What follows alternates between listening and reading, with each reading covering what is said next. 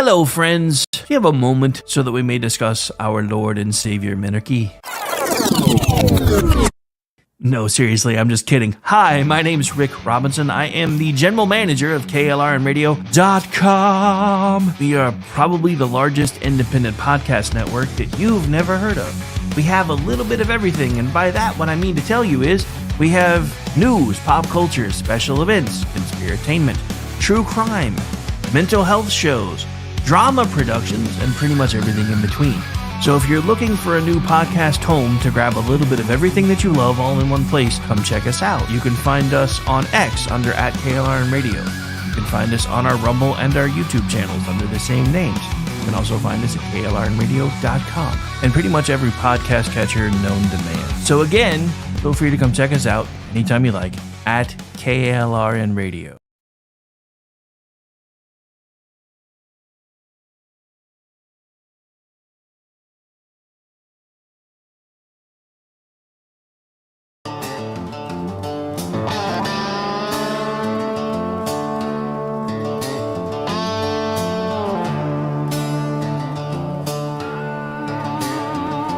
Shut the lights down in the city, say the system's on the ropes, while the same hands that broke it hold your paycheck and your hopes. They'll sell your sweat for silver, call your sacrifice relief, but every drop of truth we bleed writes another line of belief. Freedom isn't free, it's carved in blood and fire and stone. It's the price of stand tall when they tell you to kneel and go home. They can lock up every promise, tax the air we breathe, but they'll never change the hearts of those who still believe. 'Cause freedom isn't free.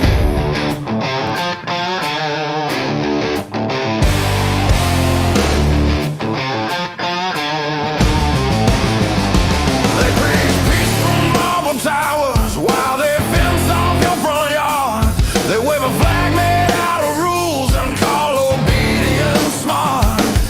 They'll brand your voice as danger, they'll mock your faith as greed. But freedom don't need permission, it just needs men who bleed. Freedom isn't free, it's carved in blood and fire and stone.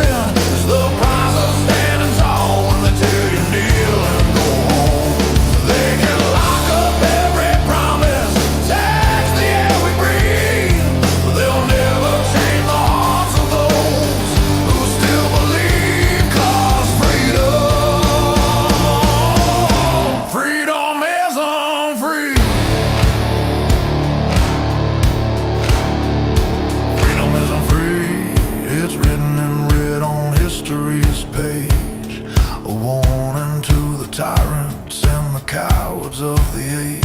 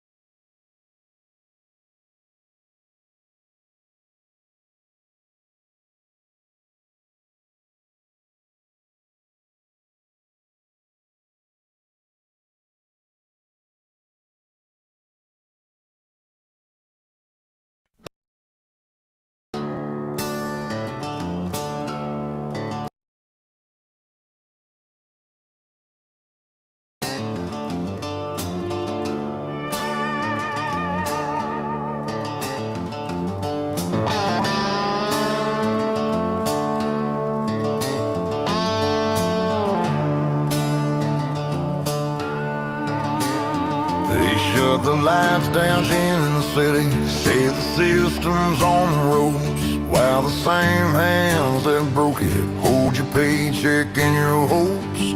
They'll sell your sweat for silver, call your sacrifice relief, but every drop of truth we bleed writes another line of belief. Freedom isn't free, it's carved in blood and fire and stone. It's the price of stand tall when they tell you to kneel and go home.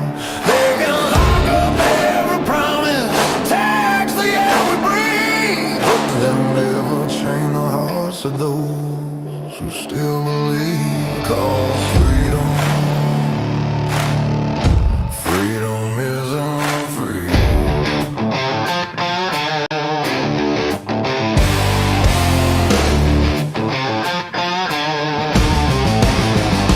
They preach peace from marble towers while they fence off your front yard. They wave a flag made out of rules and call obedience smart. They'll brand your voice as danger, they'll mock your faith as greed, but freedom don't need permission, it just needs men who'll bleed. Freedom isn't free, it's carved in blood and fire and stone. It's the price of standing tall when they tell you kneel and go home.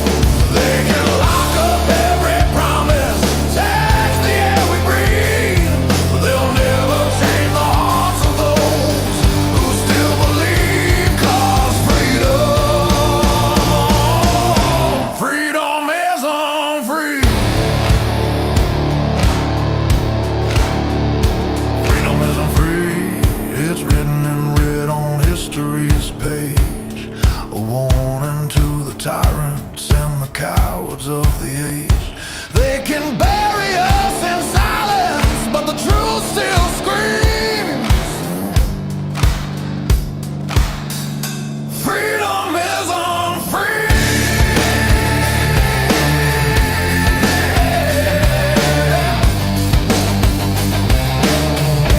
Freedom isn't free.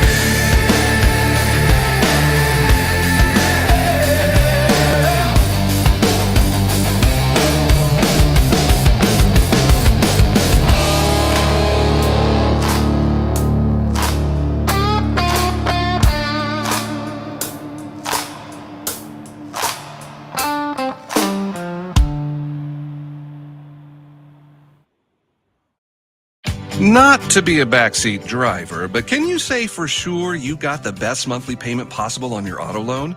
Could it be that you might have gotten a better deal by shopping the loan at a few places and have a lower car payment? Next time, before you go car shopping, visit Communication Federal Credit Union first. Our auto loan experts will find you a perfect loan and get you the lowest monthly payment we can. Communication Federal, your auto loan experts. Restrictions apply. Federally insured by NCUA.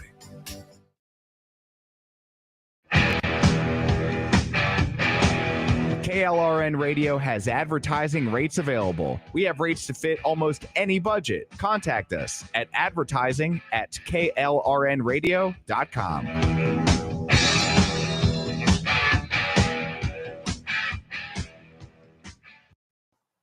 The following program contains coarse language and adult themes. Listener discretion is advised.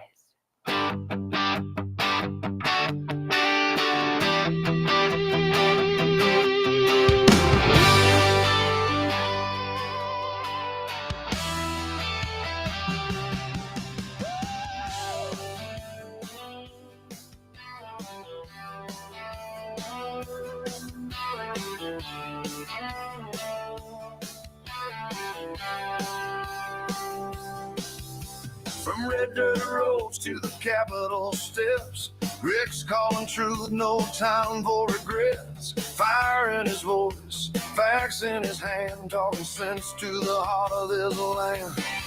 It's the Rick Robinson Show, where the truth rides high. No spin, no script, just an eagle in the sky. From D.C. to Tulsa, he's calling it out. Mic in his hand, yeah, he's got the clout.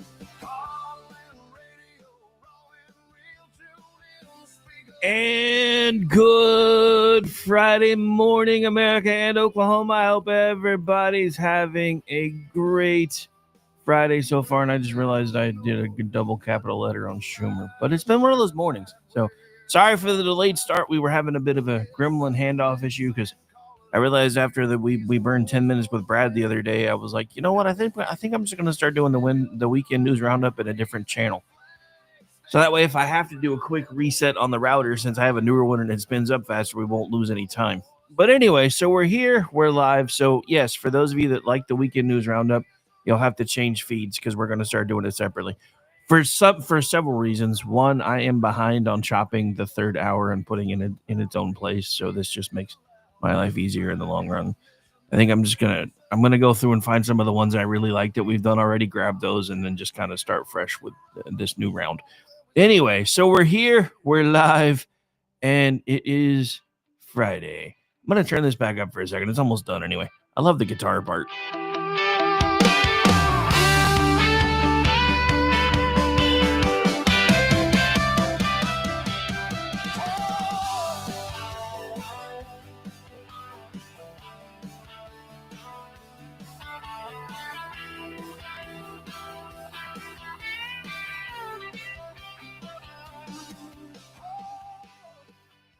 All right, so welcome back into the program. I know I never really left, but I did turn my intro back up for a second. So funny thing about that intro. So for those of you that are local around here, you've heard the story before, you know that in 2018, I very nearly started being paid by a local radio station to do a morning show. This close. They wound up going with a guy from another division within the company, so they didn't have to shell out any more money. They just reclassified his paycheck. Luckily for me, that job fell through, though, because most of the folks that were there at the time aren't there anymore. There's one guy who does the afternoon drive time slot who's still there because he's got folks that are willing to pay for his airtime. Otherwise, he probably wouldn't be there anymore either. But the reason I say that is because when we were finalizing everything, and it was between me and one other guy, I started sending them over samples of what I wanted to use for the morning intro. And it was going to be the riff from Saddle Up Your Horses. Because, morning show and Oklahoma, why not? So the funny thing is that if you listen to that guitar riff in the newest version of my intro, it's very similar, and I'm not even sure how it got that way because I didn't tell GPT to add that flavor in there. So for those of you who are wondering how I am suddenly putting out music and music videos, it's through Suno and Canva, because GPT is actually able to talk to each and both of those things and basically tell me how to tell them what I'm looking for. But I didn't tell GPT to add that flavor part in there. So the fact that it kind of showed up on its own, just I don't know. It's one of those mind-blowing moments because it's kind of like, why do you I didn't even tell you that I wanted that in there. Anyway, so welcome into the Rick Robinson Show. It is the Friday edition. We are in day 17 of the SChumer Shakedown. And things are getting interesting all over because apparently the Democrats are getting a little mad about a certain, ad that's playing in airports. So we're going to get into all of that. So we've got TPUSA in Oklahoma, the governor speaking about it, which they did actually keep this appearance, even though they canceled one previously from about a week or so ago. I really need to find my own version of Johnny so I can start sending somebody out to grab sound bites and stuff from local stuff. Because as much as I would love to be there on the scene, I'm constantly doing stuff behind the scenes here at home base. So I need to find a Johnny. That would have been great to come back with some live local footage to mix into today's show. But I actually didn't even think about it until now. And not to mention the fact that I don't have my own version of Johnny. Which is funny because the guy that has Johnny used to be another guy's Jesse. Yeah, you guys know what I'm talking about. Anyway, so let's go ahead and get started. So again, welcome into the program, ladies and gentlemen. It is Friday, October 17th. We are over halfway through the month of October. Let's not forget next Friday, so a week from today, we have 8:30 p.m. Eastern, 7:30 p.m. God's time zone. The day the earth stood still, you're going to see some folks you're going to hear some folks in the play that you may not have heard in one of our plays in a while. Some of the veteran folks are back. I do encourage you to check it out. If you can't make it live, we will have a podcast version, but trust me, it's not nearly as much fun. Again, that is KLR Radio Players presents The Day the Earth Stood Still, our fall play. And that is, of course, lined up with our spooky season, because spooky season's a big deal here at KLR Radio, which I forgot how big of a deal until I started pulling a juxtaposition every week for the last several weeks and getting ready for my part in this play and everything else. And I was like, I'm ready for a day off, but I love you all. Anyway, so let's get started officially. I know I did one of the live reads early, but that's all right. That deserves promotion as much as possible because it's awesome. It's awesome. I cannot believe we do radio plays, because I've said this before, but I never even told anybody I wanted to start doing radio plays, and it was something that was kind of on my heart and mind when my marriage blew up, and I came back from all of that to basically find out that they had started it without me. All right, so here we go. So half the government's closed, the other half's getting hazard pay to complain about it, and somehow you and I, as always, are still footing the damn bill. So here's what's coming up on the shutdown crisis. Democrat debates that look more like demolition derbies, the Bolton indictment, Kash Patel cleaning up Antifa trash, and believe it or not, the media pretending to rediscover integrity. So we got 2 hours, we got at least 4 blocks, and hopefully you've got your cup of coffee in hand. So let's get this started, shall we? So let's start with what matters and what doesn't. So the blaze broke this first. The White House is already drafting an emergency pay authorization so furloughed federal workers get back pay the minute the ink dries on the deal. I don't know how I feel about that. I don't know how I feel about that, because you know what? Some of these people would stop voting for gridlock if they weren't guaranteed back pay. At this point, I'm over the point of caring who actually gets to control the football, as long as we quit having all this damn gridlock. Look, I get it. With gridlock, nothing gets done, but the problem is we are hurtling towards a cliff, and we're still hurtling towards that same cliff, and we're pretending that we're not. So this is becoming political theater, every single bit of it. From the left, even some from the right, is political theater yet again. And I don't know how I feel about it, and I don't know how to tell you how you should feel about it either, because everybody's getting paid just later. So the drama sells longer. And I find it interesting that there's now all these rumors that apparently the Democrats are going to go ahead and probably pass the CR after the No Kings weekend rallies, because that lets them stand tough in front of their people. See, we're fighting Donald Trump. We're standing up against the oligarchy. We're standing up against dictators and yada yada. No, you're not, because if he was an actual dictator, you wouldn't be allowed to stand up at all. But your base doesn't understand this. So meanwhile, the education department quietly admitted they're non-essential, which we've known for a while here. If you've been paying attention, PJ Media caught this one. I say let's take them at their word and leave the doors locked until they prove otherwise. And over in the Senate, Susie Moore at Red State dug up the leak we all expected. Schumer's caucus is split over border funding and Ukraine money. They're fighting each other, not Republicans. But you won't hear that from the networks. Too busy blaming Mike Johnson for, breathing and existing. And speaking of waste, Ward Clark at Red State spotted a masterpiece. TSA running shutdown ads in Anchorage Airport, an agency supposedly closed, somehow found money to buy ad space, reminding you they're closed. That's Washington in one sentence. Now, I actually think the ads are kind of masterful, but I do find it interesting that they found a way to pay for them. So now on top of all of this, we've got the Air Traffic Controllers Union warning of sick outs while the FAA swears everything is fine. One of them's lying, and my money's on the side cashing the checks.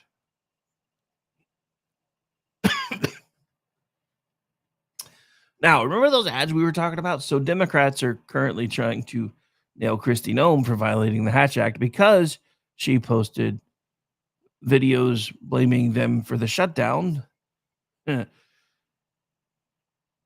Newsflash, Hatch Act is hard to prove, and you still haven't passed a budget.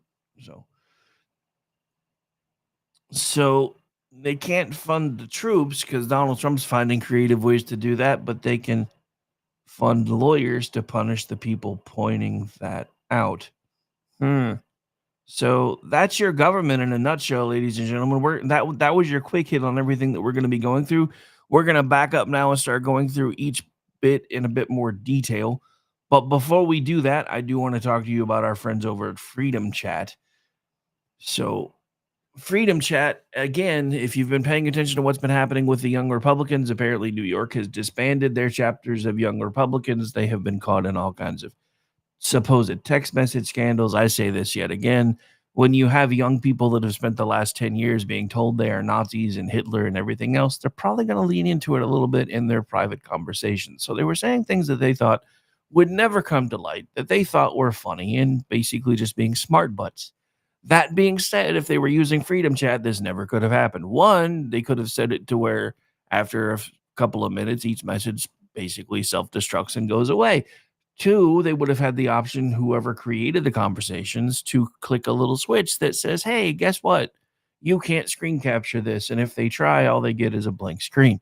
So I've been saying this for about a month and a half now, actually for closer to 2 months, for as long as Freedom Chat's been a friend of the show. And that is this: if the White House had Freedom Chat during Signalgate, there would have been no Signalgate. All right, so let's take a quick hit around the news and start seeing what else we can find to get into that's kind of tied to the same stuff. But so let's take a look. Let's see what we can find here. Hang on. So that's going to be closer to hour 2. All right. So let's talk about this because this is actually in the bottom of my stack of stuff for hour 1. So we'll add this in. So when you've lost CNN, this is from Matt Vespa. CNN's top legal analyst just took a judge to the cleaners over ludicrous body cam ruling. So when CNN can't even defend you, you know you've stepped on a landmine. That's Judge Sarah Ellis, who issues an absurd ruling for Immigration and Customs Enforcement. They must wear body cameras. So I thought they were already supposed to do that anyway. So a federal judge on Thursday said she is profoundly concerned that federal agents working on immigration enforcement in the Chicago area are violating restrictions put in place 1 week ago regarding the use of tear gas and other crowd control methods based on reporting from ABC 7 Chicago and other Chicago media outlets. A U.S. District Judge, Sarah Ellis, ordered Chicago U.S. Immigration and Customs Enforcement Field Office Director Russell Hott, H-O-T-T, so you tell me, to appear in court on Monday to answer questions about several incidents where agents were recorded using tear gas and other crowd control methods, and violations of Ellis orders were alleged. Judge Ellis also modified the already existing temporary restraining order, or TRO, in place to require all agents working under Operation Midway Blitz who have already been issued body cameras to wear them and keep them on during law enforcement activities in Chicago. I am modifying this temporary restraining order, Ellis said in court. I am adding that all agents who are operating in Operation Midway Blitz are to wear body-worn cameras, and they are to be on. So does this judge not realize that she's overreached? She's not the head of field operations for ICE. Even CNN's Ellie Hong, the network's top legal analyst, had this to say, and we've got the clip. So hang on, I'm going to get this queued up for you here.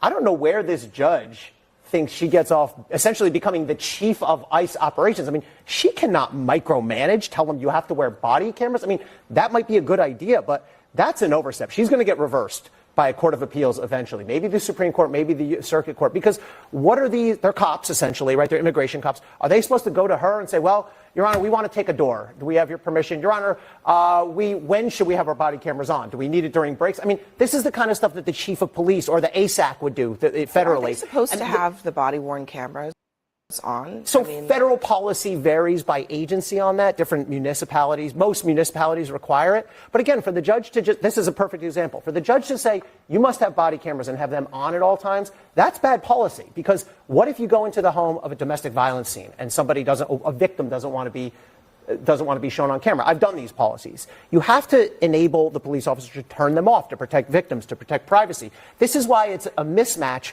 for a federal judge to try to micromanage the street-level operations of ICE or any police force. ICE doesn't need to be in Chicago. So I love this. I love the sneak in right at the end of the clip that they were. Well, ICE doesn't need to be in Chicago anyway.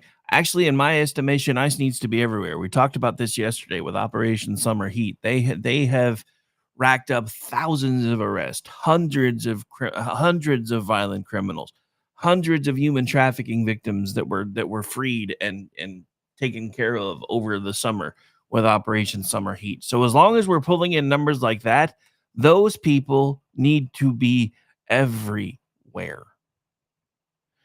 We've got, and another reason why we're bringing up Chicago right now is because I just saw a story right as we were getting ready for air that apparently there is a local law enforcement officer from Chicago who's been arrested by ICE because guess what? He's not legally here. He's an asylum seeker, but he doesn't have legal status, which means technically he's not even supposed to own a firearm. And yet somehow, see, this falls into the category of things they keep telling us can't ever happen. Remember they said that about the guy that we found out was like a superintendent of a huge school district who apparently was here illegally and also had been part of other school districts as well, who was found with large amounts of cash, a knife, and a gun. Now you've got an actual Chicago police officer who is an illegal alien. Are you serious right now? Are you serious right now? I just don't even know what to think anymore because they keep telling us these things can't happen. You don't understand, Rick. These things can't happen. They just can't. There's protections in place. There's ways to make sure these things don't happen. So if there are ways to make sure these things don't happen, why do we keep finding out that they're happening over and over and over again? Because I'm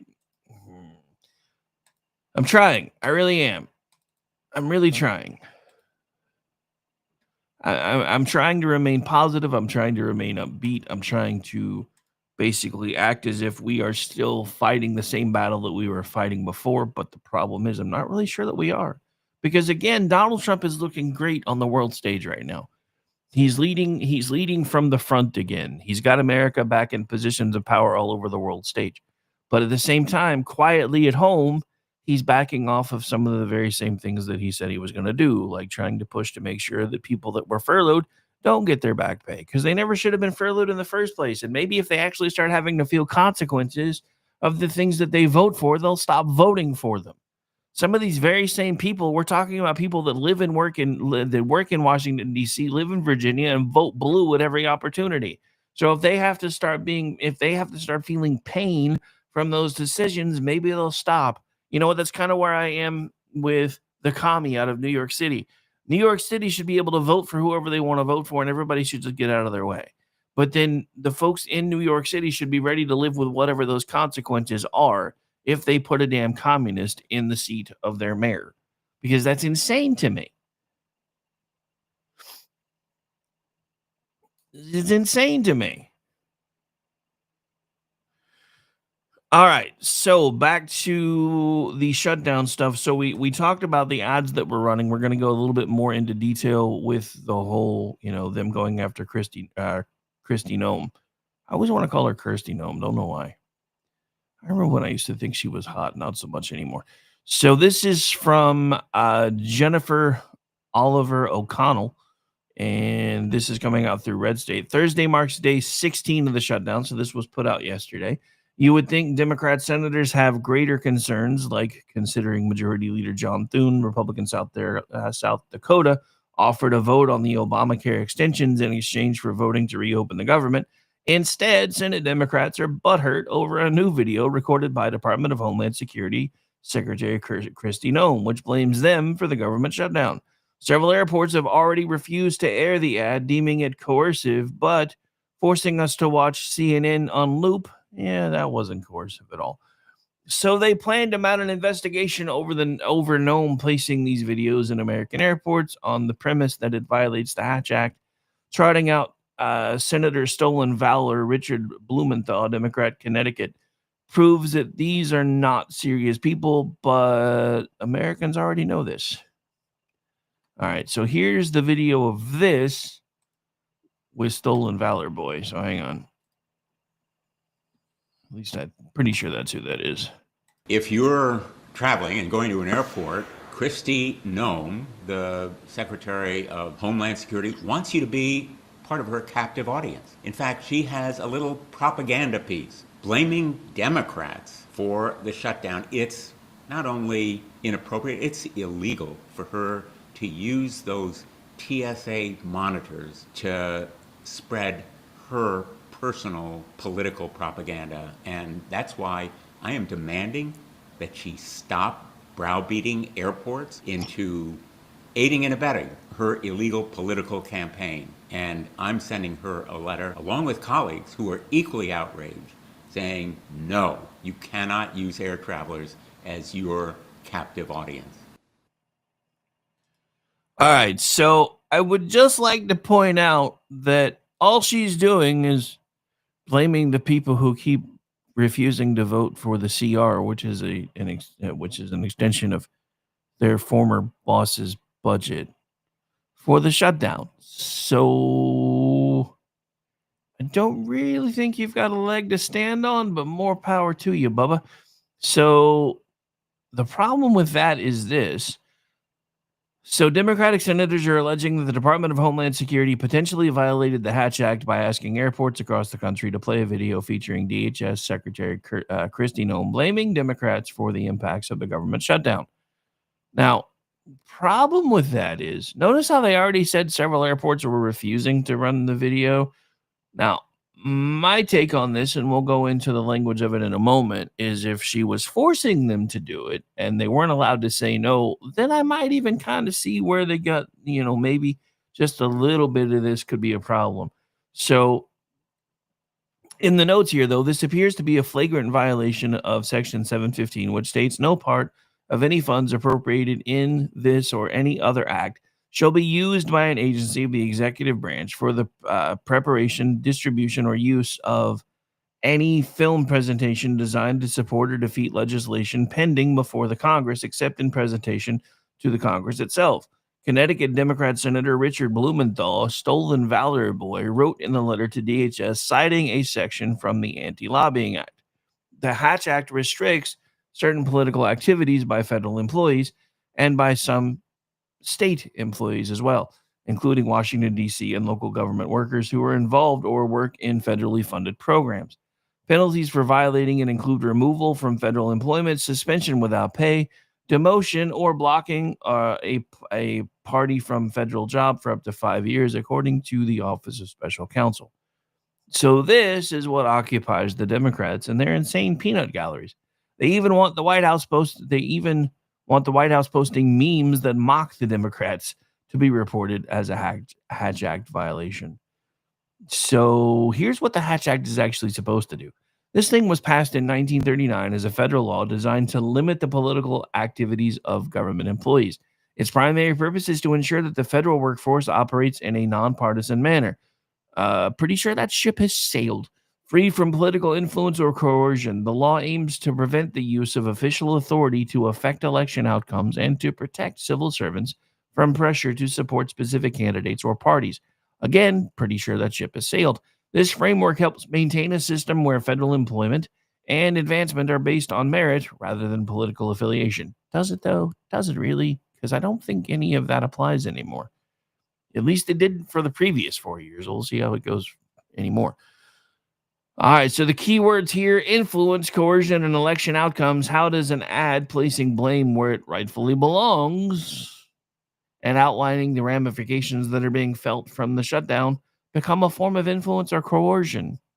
I'm sorry, so you're saying that because we're telling people the truth about who you are and what you stand for, that suddenly we're violating the Hatch Act? I mean, just pointing out how crazy this sounds. Maybe to everybody else but me. I don't really know. All right, so we're up against the break. We're just going to do the music break thing again. So my name is Rick Robinson. This is my show. You are listening to us live on KLR Radio. Don't forget, we have 2 hours on this feed. Then we'll be hopping feeds over to the Friday News Roundup.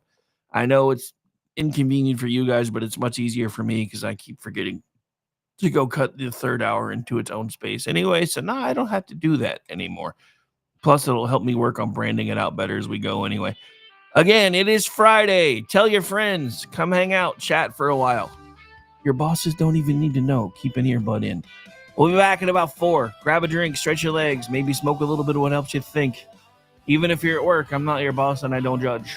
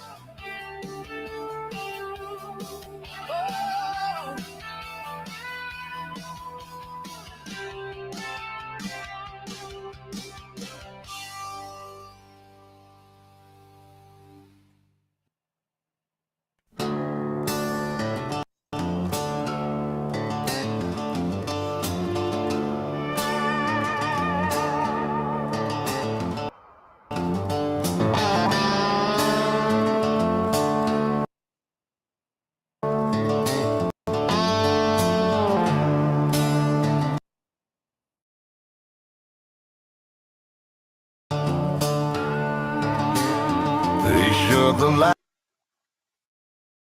down in the city. Say the system's on the ropes, while the same hands that broke it hold your paycheck and your hopes. They'll sell your sweat for silver, call your sacrifice relief. But every drop of truth we bleed writes another line of belief. Freedom isn't free. Yeah.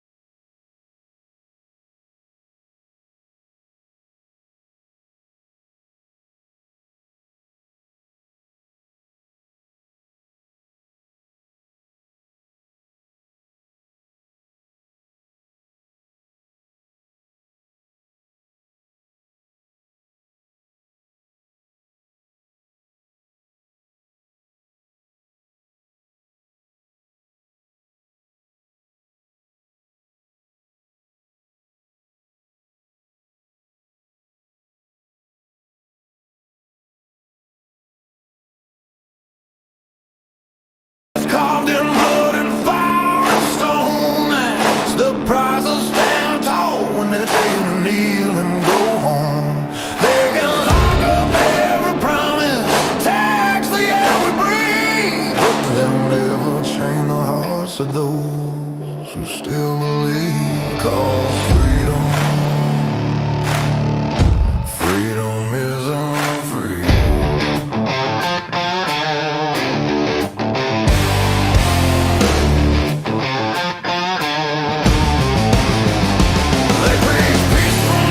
Towers while they fence off your front yard.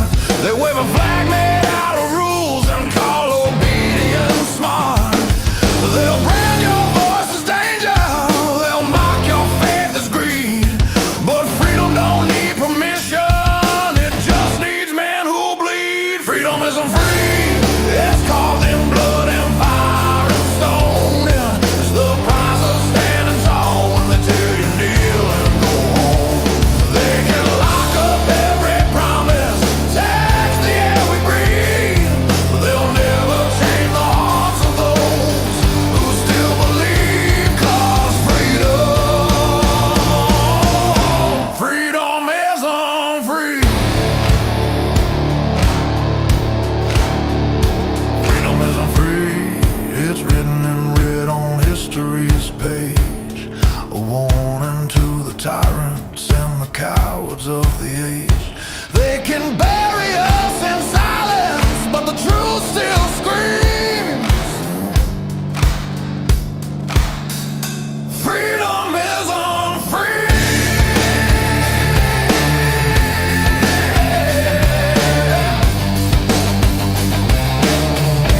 Freedom is on free.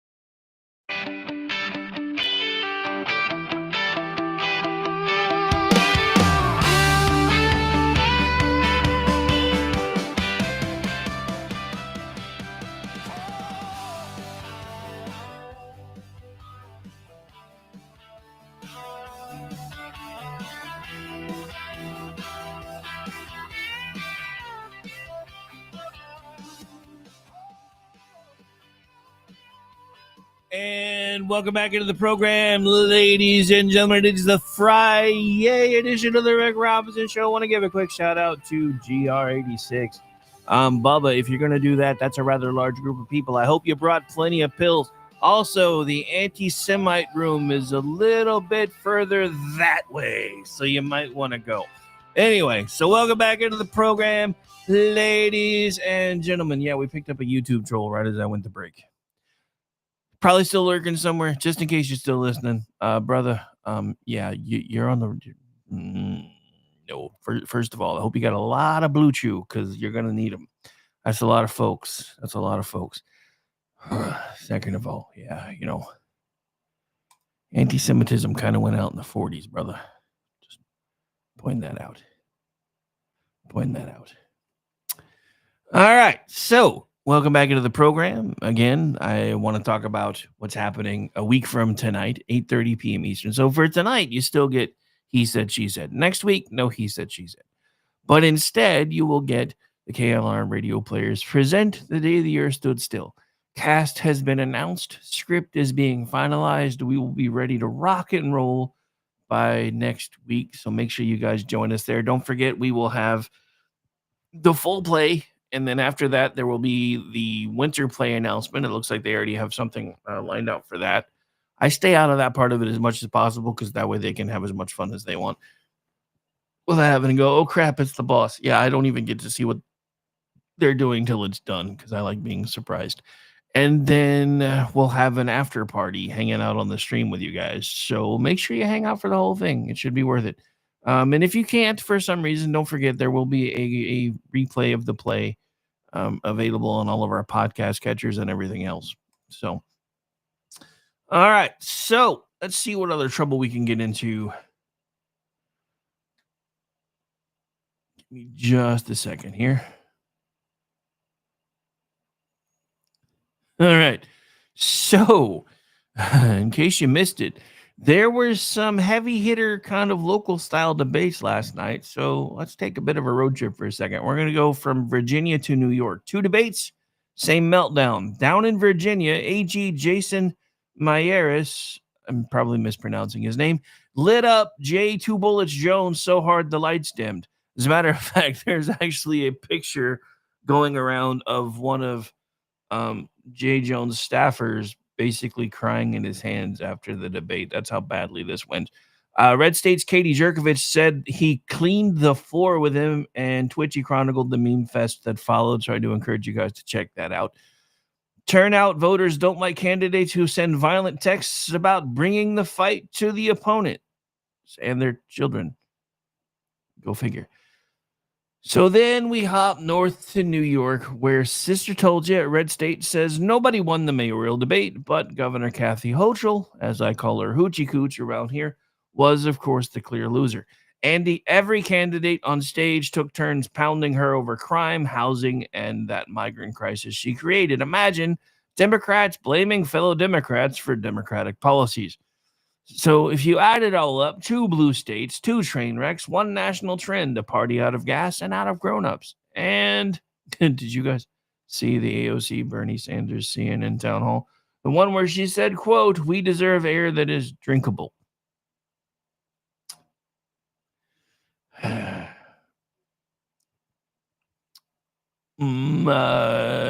occasional cortex.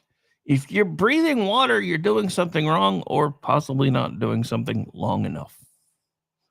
I'll let you decide. Because holy kerfluffles. Anyway, so let's take a quick news beat hit as we continue the hit parade here. So remember the debate we were talking about, the one in New York? So this is Mamdani the commie, and this is what he had to say about the Gaza peace deal. And it was a lot. So hang on.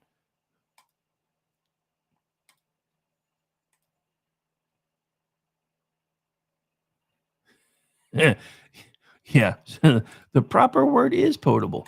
Unfortunately, she did not seem to know that proper word. So anyway, oh yeah, because I had to. Well, why is it? That's weird. It's acting as if I'm still sharing screens, but I'm not. Probably because of the modem hiccup while we were on break. All right, so that should be fixed now. Sorry, glitches every. As former hostages celebrate being home, there is new heartbreak for families of those killed by Hamas. Hamas says that it can't hand over any more bodies without special equipment to recover them. Israel says one of the 4 bodies returned so far does not match any of the hostages. Zohran Mamdani is leading the race for mayor in New York City, the biggest city in the country and the capitalist center of the world. The 33-year-old is proposing free childcare, free buses, freezing rent, and city-run grocery stores. He has claimed that we should not really have billionaires in this city, and he has vowed to make New York the strongest sanctuary city in the country. His views on hot topics like the NYPD and Israel have been a constant source of controversy, but he is ahead by 13 points right now in this race. I sat down with him on the eve of tomorrow night's oral debate in New York City. Here's part 1 of our exclusive interview. Thank you very much for being here. Candidate for mayor of New York City, you're up by 13 points. It looks like you've got the wind at your back. You've got a big debate coming up tomorrow night with the other candidates, Andrew Cuomo and Sliwa. Obviously, New York City policy is front and center, but I would imagine that some of the big headlines recently are going to come up tomorrow night as well. So I want to get to all the policy issues in New York, but I wanted to ask you this first. If you are asked tomorrow night, if you give credit to President Trump for the ceasefire between Israel and Hamas and the return of the 20 living hostages, would you raise your hand? You know, first I want to say it's a real pleasure to be here, and thank you for having me. And it's an honor to have this opportunity to speak to so many New Yorkers and Americans across the country. And when it comes to the ceasefire, I am thankful, and I have hope that it will actually endure and that it will be lasting.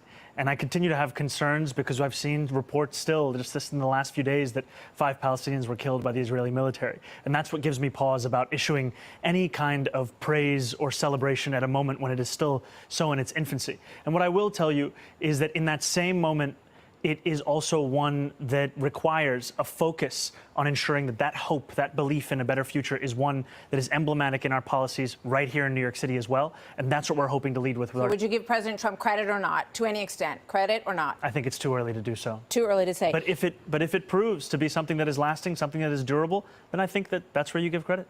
So you've denounced Israel. All right, so we're going to stop right there for just a moment. I would like to point out that President Trump just got hostages home.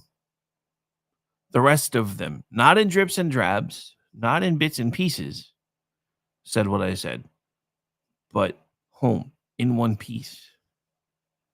And the dude is still not willing to give him credit. New York City, I don't know what you're thinking because I'm looking at the polling data while I'm watching this clip, and we're going to go over the most recent polls here in a minute too. I don't normally speak directly to folks in New York City because we don't have a big audience there. But I'm hoping at least some of you are paying attention and can maybe go start slapping the crap out of your friends before we have to do Escape from New York version 2 Electric Boogaloo because we're headed there if y'all don't wake up. This is my last attempt to wake you up, really, because if this is what you want, and according to the polls it is, I mean, even Fox News has this guy leading by double digits.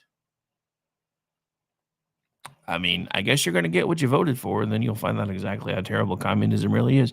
We've been trying to tell you, and the problem is, because Jen and I talked about this a little bit last night. So the problem is you got the Muslim quarter now in Dearbornistan. Now you're going to have commie foothold in New York City. The problem with all of that is until they get a foothold, the commies are kind of, shall we say, pussies. Problem is you're about to give them a foothold. Once they get it, they ain't never letting it go. All right, going to keep letting this play for a little bit longer. And the United States for the response to the slaughter on October the 7th. In fact, at times you've called it a lasting stain, the response, and at times you have left October 7th out of your statements completely around this issue. Right now, you just talked about Israelis killing some Palestinians, but Hamas is killing Palestinians within Gaza. And they have not returned the bodies that they promised to return, including 2 Americans. Itai Chen and Omer Nutra, whose families we have interviewed over these months. So what is your response to what Hamas is doing now? I think those are bodies and remains that should absolutely be returned. And I think that I have no issue with critiquing Hamas or the Israeli government because my critiques all come from a place of universal human rights. And my focus. Now, I'm going to stop right here again because right as he's saying this is when the story started breaking about Hamas reasserting control and starting to assassinate dissidents on the street. Notice he never brings that up. However, is right here in New York City and transforming the most expensive city in America into one that's affordable for each and every New Yorker. But, okay, I want to get to that, absolutely. But do you believe that Hamas should lay down their weapons and leave the leadership in Gaza? I believe that any future here in New York City is one that we have to make sure that's affordable for all. And as it pertains to Israel and Palestine, that we have to ensure that there is peace. And that is the future that we have to fight for. But you won't say that Hamas should lay down their arms and give up leadership in Gaza. I don't really have opinions about the future of Hamas and Israel beyond the question of justice and safety and the fact that anything has to abide by international law. And that applies to Hamas, that applies to the Israeli military, applies to anyone you could ask me about. So again, would like to point out, while he's uttering these sentences, Hamas was rounding up dissidents and killing them after reasserting control in Gaza. Now, look, as a mayor, he's not wrong. As a mayoral candidate, he's not wrong. We because New York City has been the capitalist center of the world for so long, we have put undue influence on their leadership, in my opinion. And I'm just as bad. You know, the couple times there's been people in the mayor's seat that I agree with, I have been all about pushing them and making them bigger and making them more important than they really should have been. So I do agree with him with one point that he needs to be focusing on how to make New York City better. He and I are diametrically opposed on how one should do that, though, because nothing in life is free. There's no such thing as anything free. Hey, we have a Raptor sighting. Good morning, Raptor. Want to give a quick shout out to Steven and Denny also hanging out in the chat. I know I'm remiss on doing that today, but we've got a lot of information to get through before I have Brad on for the news roundup. Raptor, also, if you're going to hang out for the entirety, there will be a feed change before we switch over to hour 3, just because it makes things easier if I have to do a quick reset again, so I don't lose 10 minutes with Brad. Plus, it makes my life easier for edits later, because I'm about to start writing a special intro and outro for that one too, since it's kind of a different thing. Anyway, so, all right. So we got a few more minutes in this hour. Let's continue the feed scan. We haven't checked out much. I mean, I've got some stuff tied in from the Blaze, because now that I have a production assistant, who I lovingly now call Ace, we have a lot of behind the scenes work going on with the show that doesn't involve me constantly having to figure it all out on my own. So that's nice. Now I just need a Johnny. I have an Ace. Now I need a Johnny. I just don't have a way to get a Johnny yet. So yeah, I'm still upset because Lee Matthews, a local guy, was actually at the TPUSA event doing a live remote. And I'm like, I didn't have any way to get that set up in time, and I'm sad about it.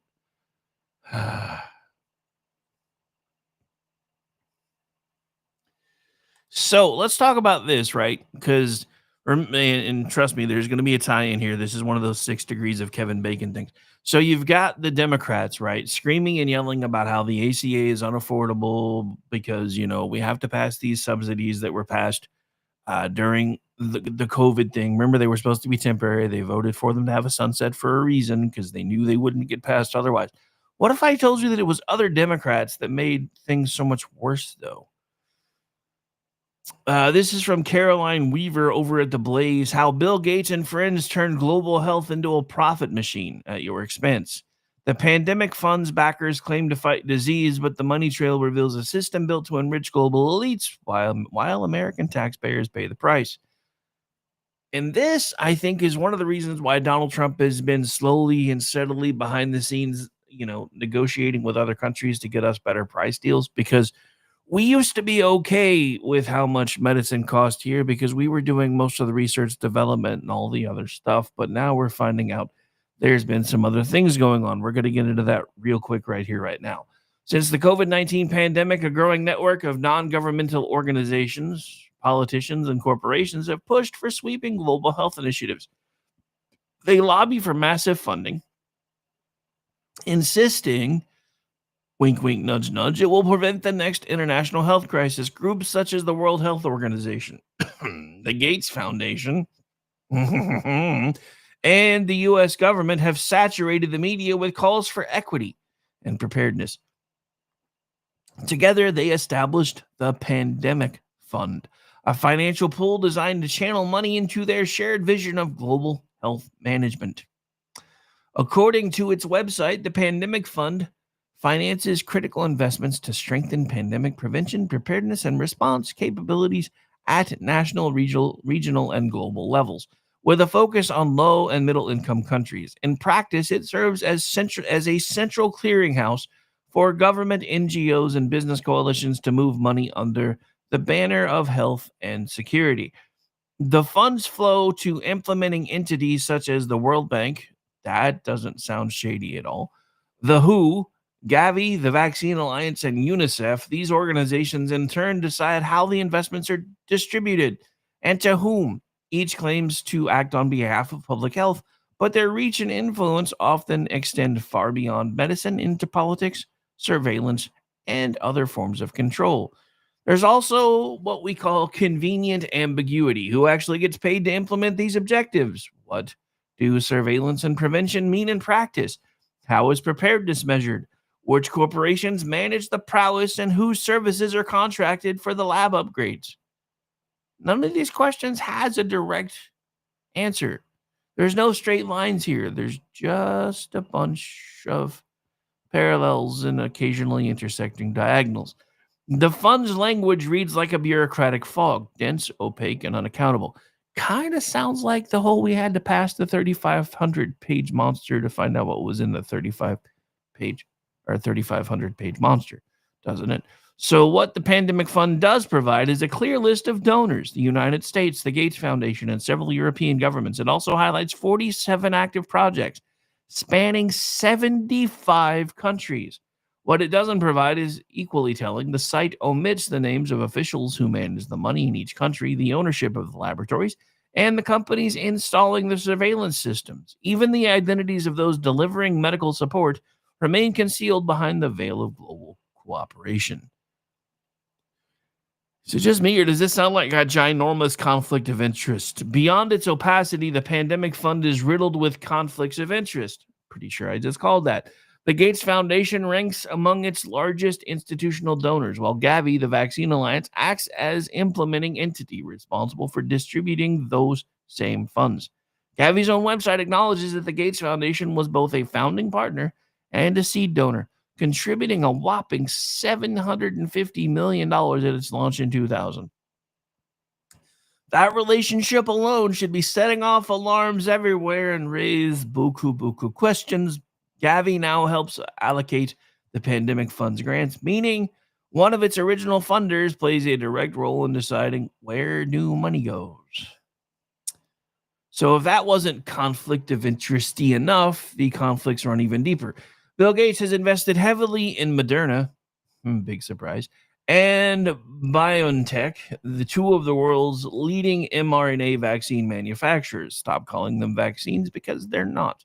The Gates Foundation funded Moderna's early mRNA work, and public records show that Gates himself owns more than 1 million shares of BioNTech, which partnered with Pfizer to produce the COVID-19 vaccine.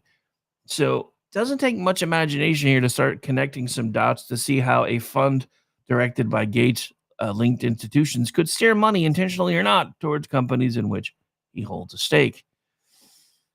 The web of influence and the conflagration extends into policy enforcement. The World Health Organization's Director General oversees the international health regulations, a global framework that allows governments to impose quarantine testing or vaccination requirements during declared health emergencies. United States accepted the IRH in 2005, but rejected the most recent amendment it's adapted in 2024, formally withdrawing from those obligations in July of this year. Thank God. Even so, the structure remains in place. If Washington or any other government adopted tighter compliance measures, it could channel money from the pandemic fund to purchase vaccines and countermeasures. Pharmaceutical companies would profit handsomely from policies that treat mass vaccination as the first and only line of defense. The more the world relies on vaccines as a universal solution, the more secure the profits for the investors like Gates become. All right, so I could keep going. This is a very detailed thing, but we're pretty much out of time for this hour. So we're going to have to take the break anyway. And if I keep reading, my head's probably going to explode. So my name is Rick Robinson. This is my show. I want to give a quick shout out to our first responders, whether you are somebody who is still wearing a badge, retired from wearing a badge, or works in a behind-the-scenes support capacity, whether that be dispatch or anything else. Fire, PD, dispatch, paramedics, all those things. You guys do things that nobody else is ever going to completely fully understand, and deal with stresses that almost nobody else that hasn't done the job is ever going to be able to completely understand. So I want to thank each and every one of you for doing everything that you do. The reason we're not doing the usual songs is because I'm working on writing some of my own so that we can stop getting copyright flags. Because even with licensing, people can still get cranky, so I'm fixing that. Be right back. Stay tuned.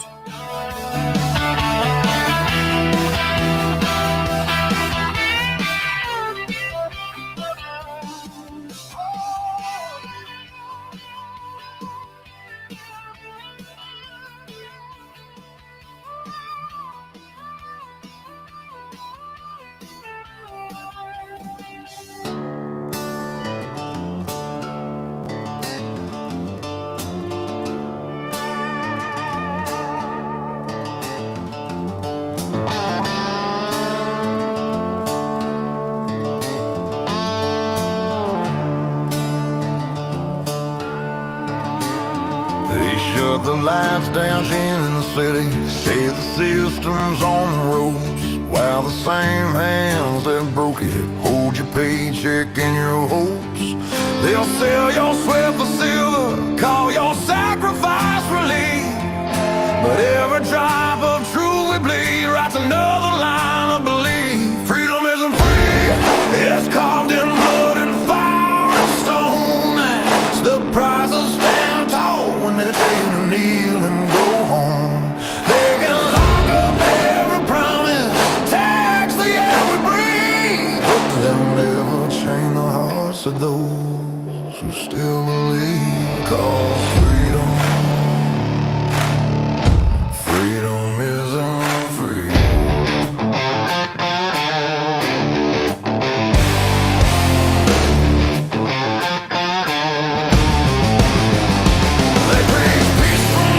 Towers while they fence off your front yard. They wave a flag made out of rules and call obedience smart. They'll brand your voice as danger. They'll mock your face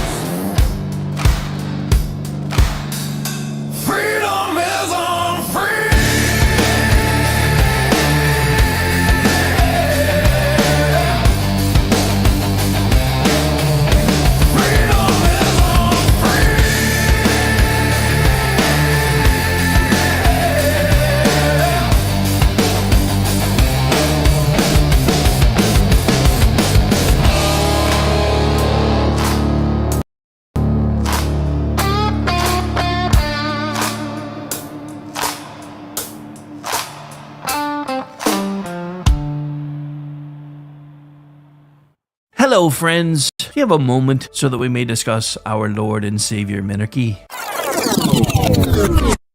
No, seriously, I'm just kidding. Hi, my name's Rick Robinson. I am the general manager of KLRNradio.com. We are probably the largest independent podcast network that you've never heard of. We have a little bit of everything, and by that, what I mean to tell you is we have news, pop culture, special events, conspiratainment, true crime, mental health shows, drama productions, and pretty much everything.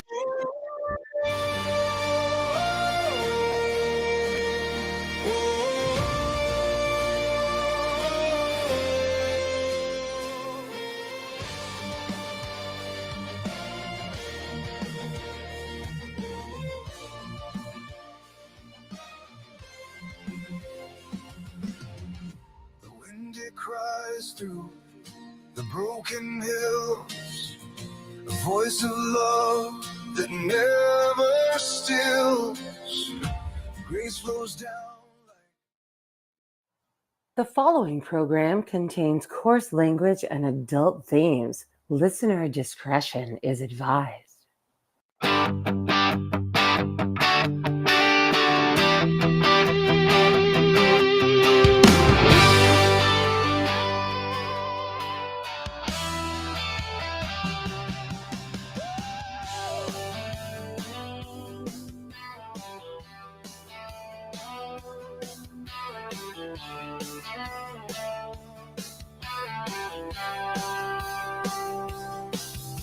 From red dirt roads to the Capitol steps, Rick's calling truth, no time for regrets. Fire in his voice, facts in his hand, talking sense to the heart of this land. It's the Rick Robinson Show where the truth rides high. No spin, no script, just an eagle in the sky. From D.C. to Tulsa, he's calling it out. Mic in his hand, yeah, he's got the clout. Heartland Radio, raw and real. Tune in and speak up and feel what we feel.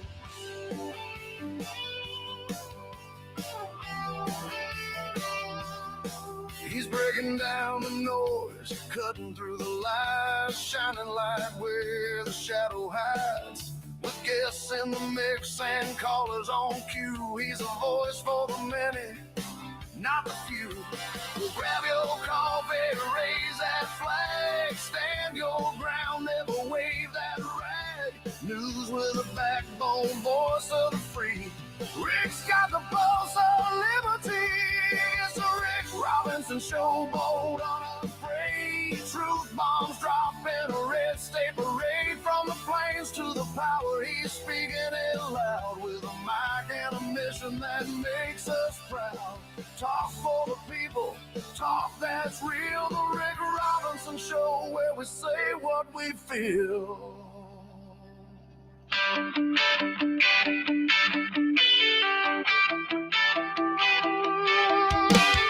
And welcome into hour 2 officially of the Friday edition of the Rick Robinson Show. Don't forget there'll be a slight change up for hour 3. We'll actually be changing feeds just because it makes my life that much easier.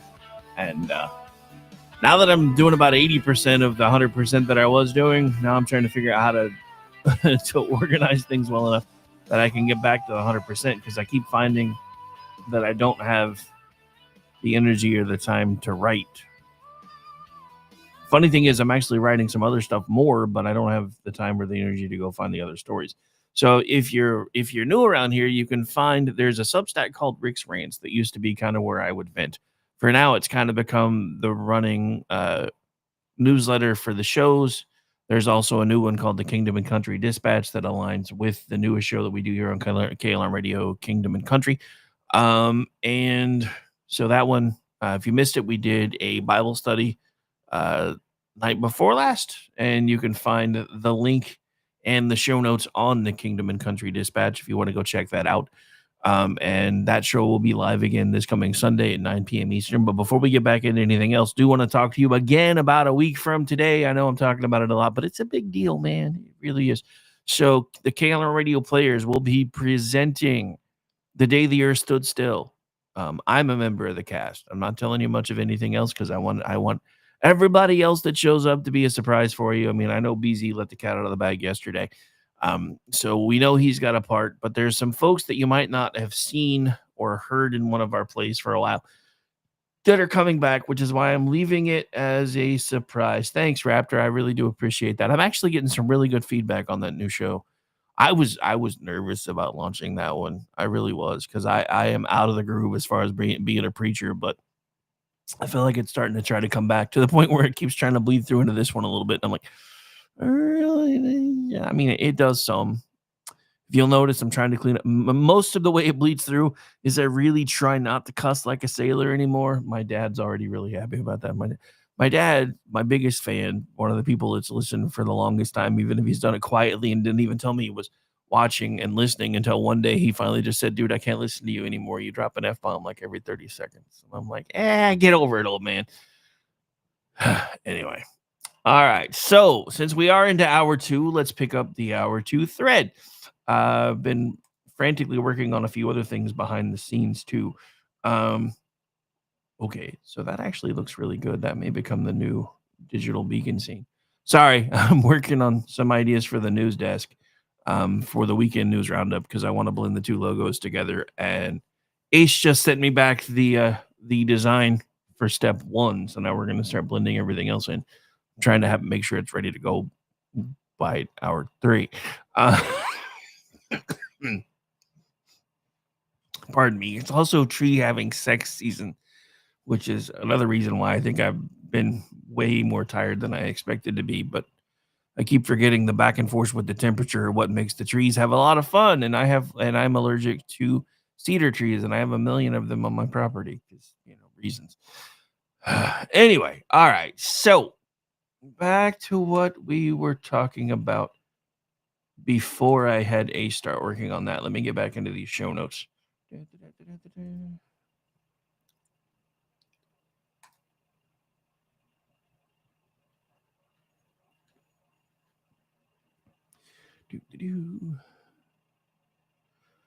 Okay, so let's take a little trip overseas for just a second, or maybe just a little bit over the line. First, PJ Media's Matt Margolis confirms what a few of us have suspected: the White House has been back-channeling with Venezuela while pretending to play hardball. I don't know how I feel about that one, but we're going to dig into that a little bit later. So at the same time, former NSA John Bolton gets indicted for a book. So, but he didn't get indicted for the book, though. So there's a reason I use that, because that's the left's argument, right? That's going to be their argument for all of this. So Trump is getting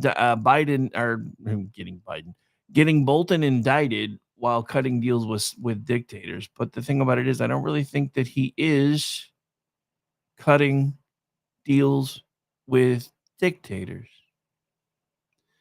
Also, according to The Blaze, they've laid out the charges rather nicely. Classified materials from his 2020 memoir, while Town Hall's Jeff Charles pointed out the obvious selective prosecution. If you leak to help the left, you're a source. If you publish something that they don't like, you're a criminal. And apparently they don't like it when things start happening in reverse. So now Red State Strafe adds that CENTCOM cyber units got quietly assigned to domestic monitoring during the shutdown. They'll chase memes at home while ignoring threats abroad. But not every headline is bad. Kash Patel told Red State's Sister Told You that several Antifa punks are finally facing indictments for the Prairie Land Detention Center attack in Texas. For years, we've heard Antifa is just an idea. Well, that idea is about to see the inside of a courtroom and hopefully a jail cell. Bolton gets indicted for words, but it's not just words. Again, I'm framing this in the argument of the left. So if you're wondering why this kind of seems like I'm coming from the opposite angle, it's because I'm telling you what they're about to start talking about. Bolton has gotten indicted for words in a book on a page, but that's not it. He got indicted because he had access to classified information and classified intelligence that he never should have had access to. And that's where we are with all of this. So with all the supposed back channel deals with Venezuela, I guarantee you it's not what the left is. That's going to be trust me, that's coming out from the left in the next day or so. While Donald Trump's been talking tough and blowing up boats, he's been working back channels with Venezuela. It's not going to be what you think it is. I guarantee you it's not. Also on the world stage, we have Zelensky coming back to the White House today. It looks like one of the things that might be a subject of interest is whether or not we're going to be sending Ukraine Tomahawks. I don't really know how I feel about this. I was all fine with us figuring out how to get out of this mess, but the problem is we didn't create this mess. Obama and Biden created this mess, and now we're having to try to figure out how to clean it up. This was the one that Donald Trump thought would be the easiest.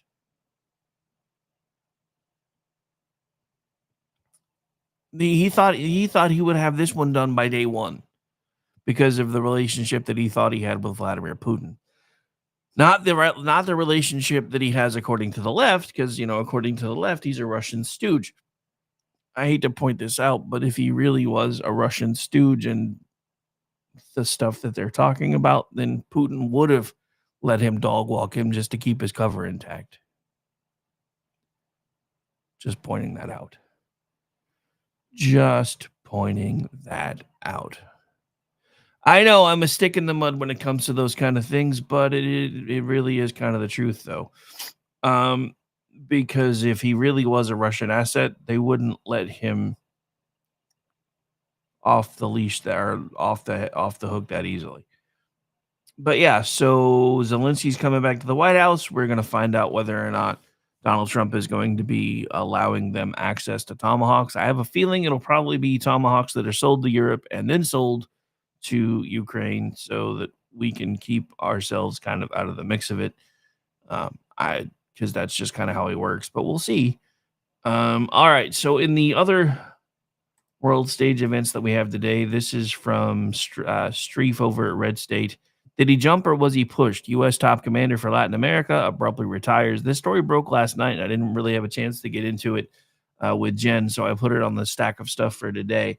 Less than a year into his tenure, the four-star commander of U.S. Southern Command has abruptly turned in his request to retire at the end of 2025. The Secretary of War, Pete Hegseth, first reported the news.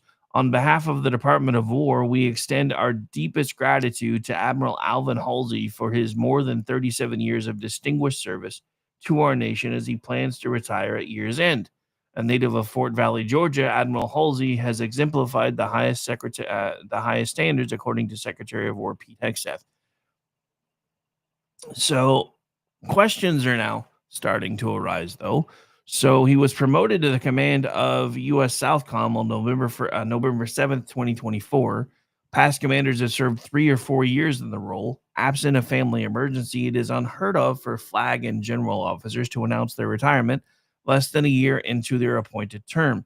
Given the totality of the circumstances, it is likely he took Pete Hegseth's advice at his September meeting at Quantico. Pete Hegseth makes a much-needed my way or the highway offer to assembled generals and admirals. That would be, if the words I'm speaking today are making your heart sink, then you should do the honorable thing and resign. Halsey came up through the ranks as a helicopter pilot and personnel officer. You actually can find his bio online. As far as I can tell, he managed to serve the entirety of his 37 years without passing through a combat zone. In 2020, he was handpicked to serve as director, Task Force 1 Navy, analyzing and evaluating issues in society and the military that detract from naval readiness. Those are code words for he ran the Navy's DEI program.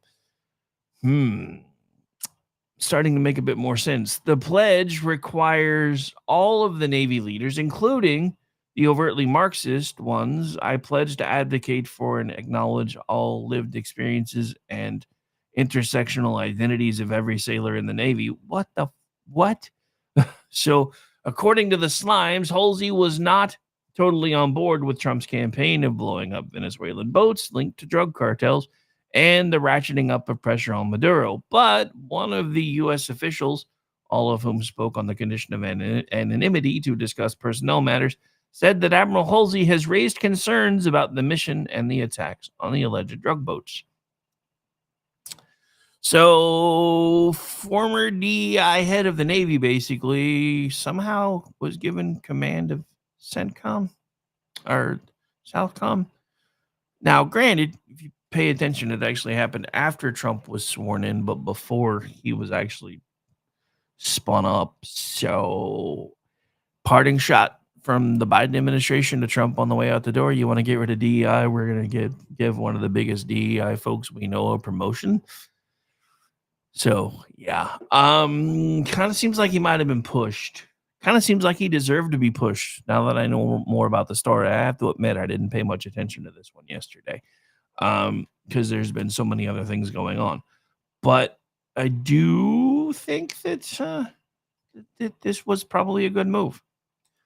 All right, so in the last segment of the international affairs section of the show, so this is again from our friends at Red State. This is Christopher Arps. How Trump used leadership and leverage to forge a Gaza peace deal. So with what actually is going on in Gaza, I don't really know how long this is going to be able to be framed as a peace deal. I do want to give Trump credit where credit is due, though. He got the last remaining live hostages home. And at least the folks that are pulling the strings for Hamas are talking. But I also knew that Hamas wasn't going to go away quietly. So until recently, President Trump was facing two momentous challenges. One was international in scope, while the other was domestic. The international challenge, of course, was ending the 2-year war in Gaza. That began after Hamas militants murdered 1,200 innocent Israelis and took 250 hostages on October 7th, 2023. The other is the Democrat-initiated SChumer ShakeDown. So, yeah, so we're going to focus on this one, though, which is in the international desk. So on Monday, the Hamas barbarians released 20 living hostages and 7 deceased hostages, while Israel released 2,000, including 250, who were serving life sentences. 21 deceased hostages are still unaccounted for, and Hamas claims they aren't sure where the bodies are located because they could be under rubble from Israel's bombing campaign. It seems strange that Hamas didn't disclose that while the final details of the peace agreement were being hammered out. It's not a stretch to believe Hamas is using the deceased hostages as some sick leveraging tool, since it's really the only real leverage they have left after being decimated by Israel's military. To show how depraved and bloodthirsty these terrorists are, reports are coming out of Gaza of Palestinian on Palestinian violence, where rival groups are publicly executing each other in the streets. This was such a momentous achievement for the president and the administration that even the Democrats and the media had to give the president plaudits. Former President Biden, or someone on his behalf most likely, wrote on X, "The road to this deal was not easy. I commend President Trump and his team for their work to get a renewed ceasefire deal over the finish line." Former President Clinton wrote, "President Trump and his administration, Qatar, I keep saying that wrong, and other regional actors deserve great credit for keeping everyone engaged until the agreement was reached." Clinton initiated the Oslo Accords in 1993 that created a framework for limited Palestinian self-rule in parts of the West Bank and Gaza. According to the New York Times, rarely has an American president been met with such adulation abroad. Even Senator Dickie Durbin of Illinois, one of the most partisan members of the Democratic caucus, gave kudos to the president.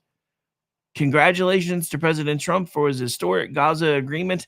Now let's negotiate a political ceasefire on Capitol Hill. We don't need to negotiate. We did our job. Republicans sent a clean CR over it. It's up to you guys as to whether or not you're going to accept it. So, and what surprises me is you guys' only bargaining point was we want to talk about these, COVID era subsidies for the ACA. Well, guess what? The Senate leader said they would if you pass the CR, but you're still not willing to do that, which kind of makes me wonder why.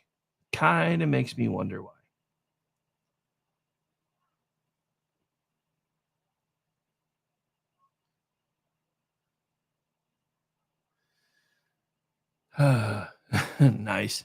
Steven, I just need to convince Elf that whole career job thing is not really important so we can do the show every week. So I think Steven's trying to tell me he's not a fan of Kingdom and Country, but that hurts my feelings, but that's all right. Just kidding. All right. So anyway, okay. So I think we've taken a long enough spin around the international news desk. Let's see if we have any other updates to anything that's going on for today.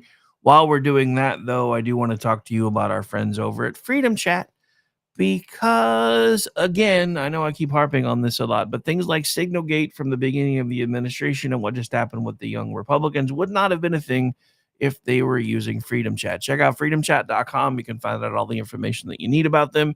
You can find out how to download whichever version works best with your brand of phone because, you know, they have two to choose from. And the best things about Freedom Chat is, one, you can find us on there. We have a KLR radio channel. We also have the Rick Robinson Show channel. We're working on adding others. But before I do that, I want to start finding ways to give Freedom Chat exclusives first for the folks that actually take the time to hang out over there. We're working on that as we speak. Now, as far as that goes, again, one of the best things about Freedom Chat is, one, they don't hold on to your data. Two, they don't hold on to your conversations unless you tell them to. And three, nobody can get a screen capture of your conversations, which means Signalgate wouldn't have happened, and neither would have the stuff with the young Republicans.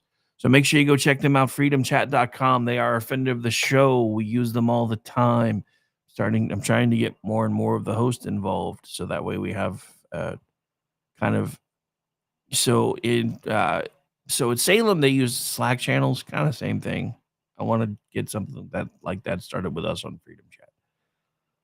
Still working on it, though, trying to figure out how best to make that happen. So this is, again, from our friends at Town Hall as we move back home. President Trump outlines one mistake the Democrats made with the Schumer shutdown. One of many, in my opinion, but let's see what Trump's take is. President Donald Trump told Maria Bartiromo on a preview of Sunday Morning Futures that Democrats made one major mistake amid the ongoing Schumer shutdown shakedown. He said that they gave Republicans an opportunity to finally clear out some of the bureaucracy in the federal government. So I think they could stay out forever. I mean, to be honest with you, now what we're doing is we're cutting Democrat programs that we didn't want, but because, they made one mistake. They didn't realize that this gives me the right to cut programs that Republicans never wanted, giveaways, welfare programs, etc. And we're doing that. We're cutting them permanently, Trump said in the interview, set to be released on Sunday. Bartiromo then went on to ask the president about the No Kings rally set to take place this weekend. She said, "Do you think that the government shutdown is all about this rally that's happening this weekend, the No Kings rally?" Some people say they want to delay it for that. This is not a king. They're saying they're referring to me as a king. I'm not a king, Trump responded, but just so that Chuck Schumer could go and say, "I'm fighting Trump," Bartiromo replied, and I think we actually may have a bit of a cut from this. Hang on. Oops, that was not the button I meant to press. Okay, yeah, it's only about 1:45. We're going to play this and then get ready to take the break so I can finish finalizing the restream background for the other channel that I'm building. I know, multitasking, ain't it fun? All right, so here we go. I spoke with President Trump yesterday in his first interview since brokering the historic Middle East peace deal. We discussed the plan, the ongoing government shutdown, U.S. trade relationships, and so much more. Here's what he said about the government shutdown now in day 17. Mr. President, do you think that the government shutdown is all about this rally that's happening this weekend, the No Kings rally? No, some people say they want to delay it for the king. This is more not a than king. They're referring to me as a king. I'm not a king. Right. No, but just so that Chuck Schumer could go and say, "I'm fighting Trump." Yeah, well, Chuck is, at the end of the line. He's being beaten by everybody that they poll against him. And, what he did is he did the right thing a couple of years ago on something like this. And he got hurt by his party. And it doesn't, I don't think it matters to him. I think he's just so dead that he'll do anything. I think they could just stay out forever. To be honest with you. Now, what we're doing is we're cutting Democrat programs that we didn't want because, they made one mistake. They didn't realize that gives me the right to cut programs that Republicans never wanted. Giveaways, welfare programs, etc. And we're doing that, and we're cutting them permanently. We're cutting a $20 billion project that Schumer fought for 15 years to get, and I'm cutting the project. The project is going to be dead. It is pretty much dead right now.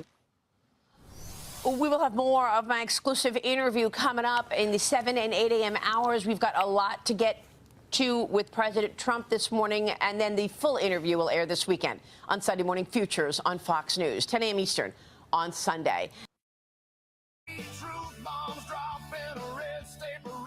All right, folks, that's going to do it for segment 1 of hour 2, coming at you live right now on the Rick Robinson Show. More show when we come back. Don't forget Weekend News Roundup coming up in hour 3 as well. My name is Rick Robinson. This is my show. We'll be back in about 4.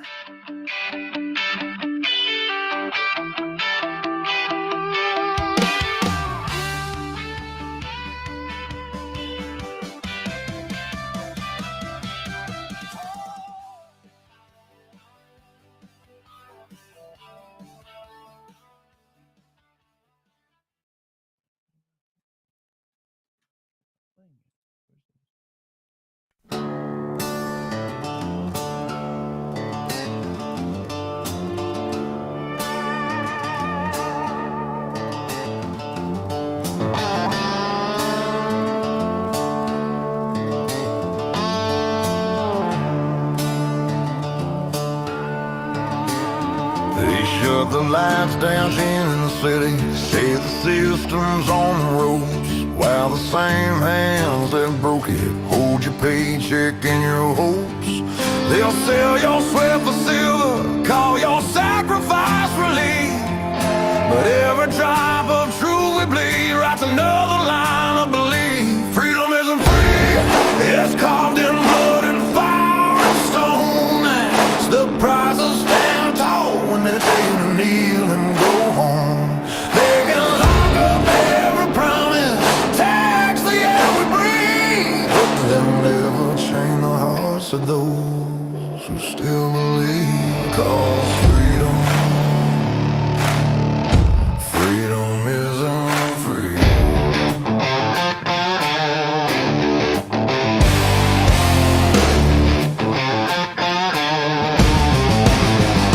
They preach peace from marble towers while they fence off your front yard. They wave a flag made out of rules and call obedience smart. They'll brand your voice as danger, they'll mock your faith as greed. But freedom don't need permission, it just needs men who bleed. Freedom isn't free, it's carved in blood and fire and stone. It's the price of standing tall when they tell you kneel and go home.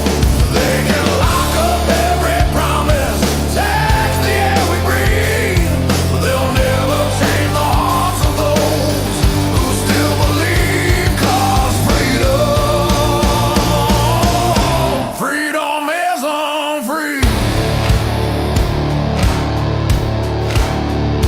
Freedom isn't free, it's written in red on history's page, a warning to the tyrants and the cowards of the age. They can bury us in silence, but the truth still screams. Freedom isn't free.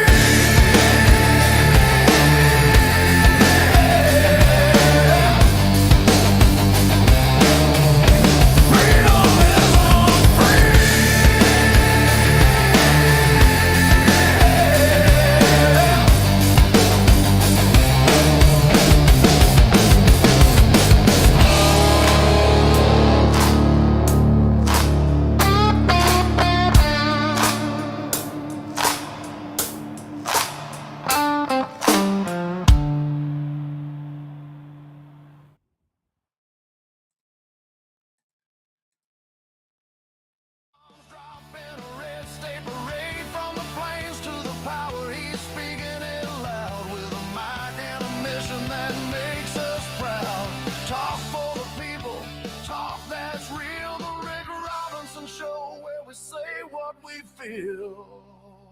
And ladies and gentlemen, we are in the final segment of the Friday edition of the Rick Robinson Show. Before we change gears and head over to the Weekend News Roundup with Brad Slager, who will be joining us today from KLR Radio and Town Hall, as well as Red State. And we'll be making him pick his favorite child again. We'll be talking about all the news that's fit to print, all the things that get you ready for the weekend and get you prepped for what is normally the 5 p.m. Friday news dump. We'll see what all comes out from that today as well. But we'll try to get you as ready for that as we can. That's why we started doing the Weekend News Roundup.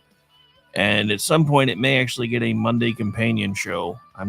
That's usually one of the only days I don't do radio work until later. So, which is usually one of the days I'm supposed to be pumping out tons of Twitchy articles. But that plan hasn't been working either. We'll have to figure it out. Anyway, welcome back into the program. Enough of me grumbling.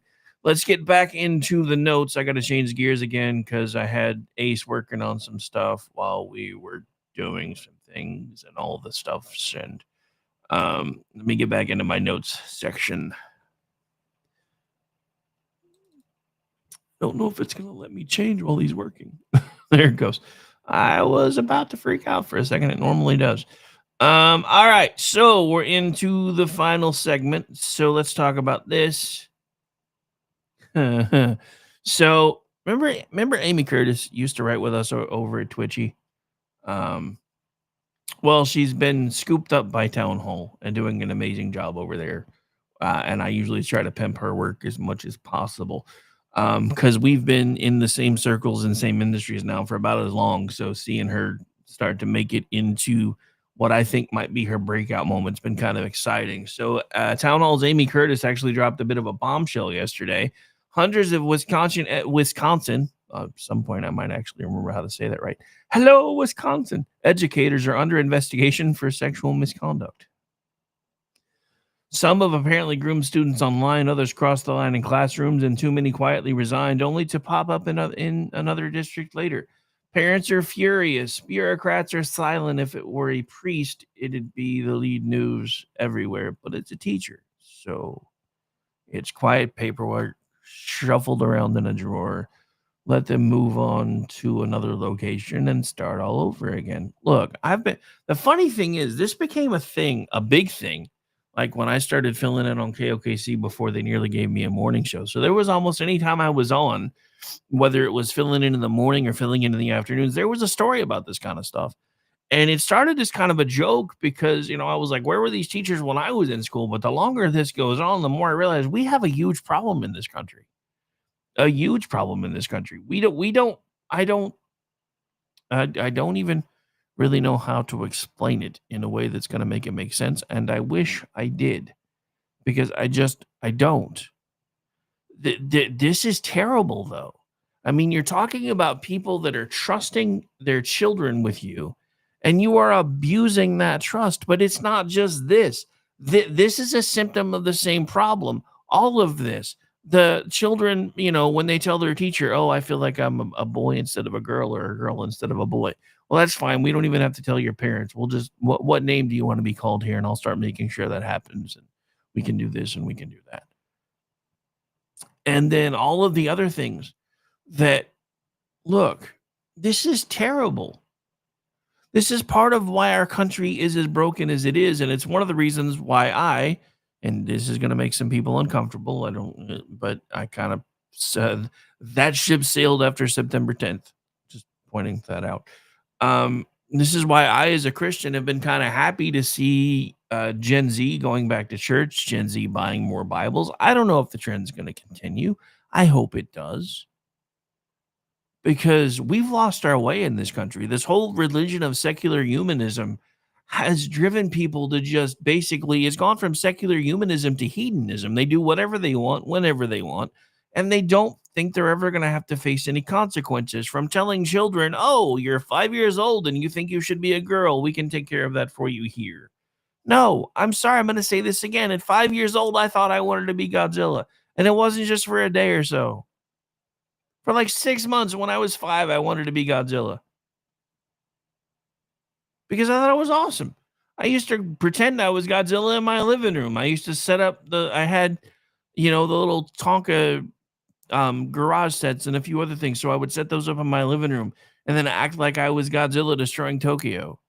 Luckily, my parents recognized that I was a little boy who had an imagination, and there wasn't any way to start the process to make me a, giant lizard, or who knows.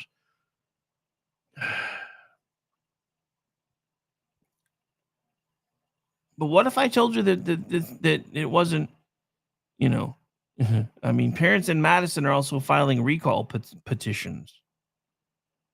So this is nuts. This is nuts. When are we going to start? And again, I think part of what may have changed it, and maybe it's just me, because I've noticed this. So I think part of it is I've gotten to the point where I am officially old enough now where when I see people that are in, and I almost did it again, people that are in their 20s and 30s, I see children.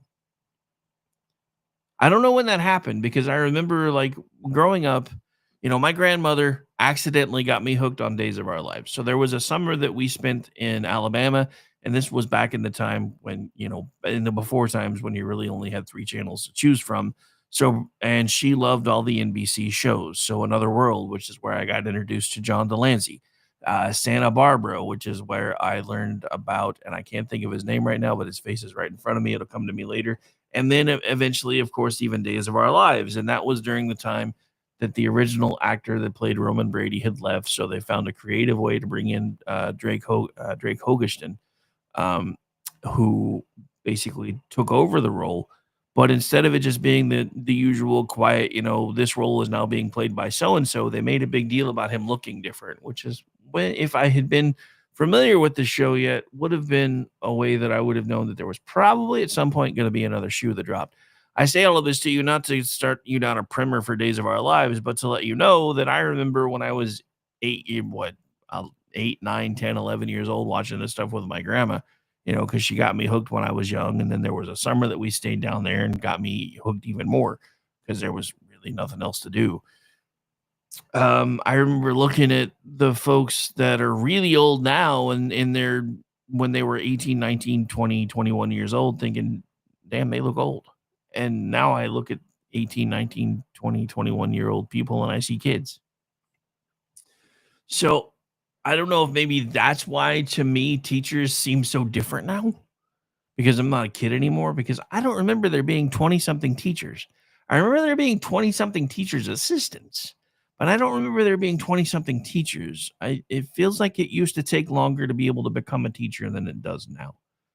And I think that might be part of the problem. And it could just be me. I'm old. I understand that. I'm coming to terms with it. I'm trying to stay young, but realizing how much my perception has changed when I'm watching an astronaut talking about fixing to go up into space and they look 12 to me the other day. I was like, holy crap, I really have gotten old. I don't know how I feel about that either, because I've been fighting that every step of the way.